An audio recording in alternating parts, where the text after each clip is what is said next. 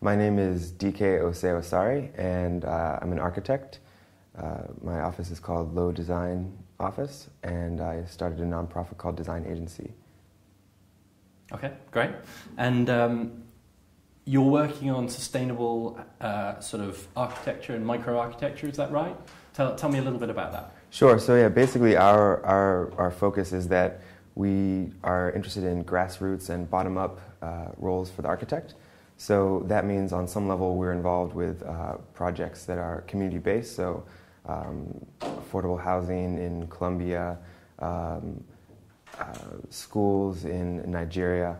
But even beyond that, I guess, our model is that architecture is ultimately just technology.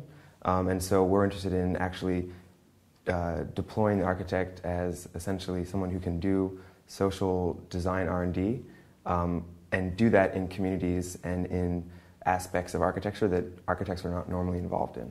Okay.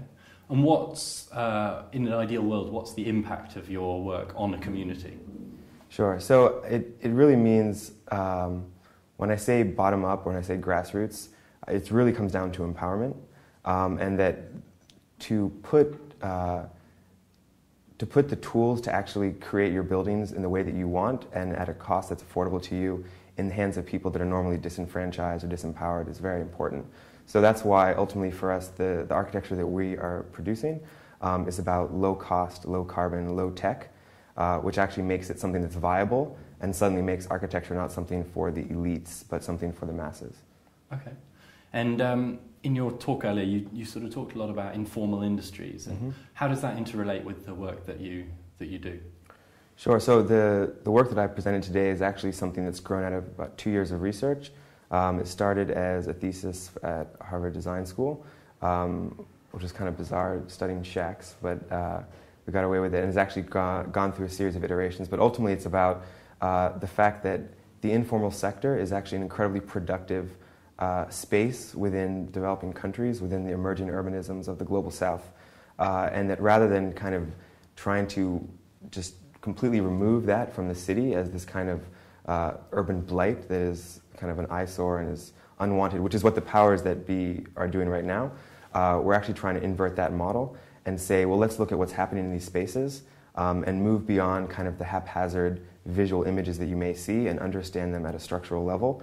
And we can innovate within those spaces. So that's really the idea, is that you can take a shack and turn it into an actually a robust piece of microarchitecture that can actually add value to the city and not be something which is something which needs to be removed from the city per se.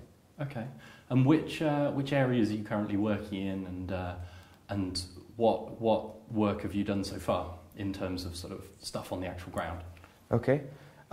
So yeah, I guess we have a number of things happening right now because we have a team that's actually working internationally and so in different places. We've built in Ghana, and we've also built a number of buildings, for example, in the U.S.,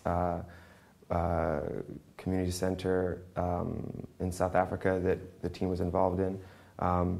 And in terms of the R&D that we're doing right now, it's largely in Ghana. It's about earth architecture, so actually producing blocks, which we're also starting up in Nigeria, block factory, and building these microarchitectures out of bamboo, which is an ongoing process that's happening right now on the ground. If you come with me to Accra and Tema right now, we can show you some of these units that are lying around now. And we're also, I presented this project, we're actually expanding that now to a 20-acre site, which will really be a hybridized project of ecological preserve and a micro-enterprise incubator to actually have a critical density of these types of projects on the ground happening simultaneously.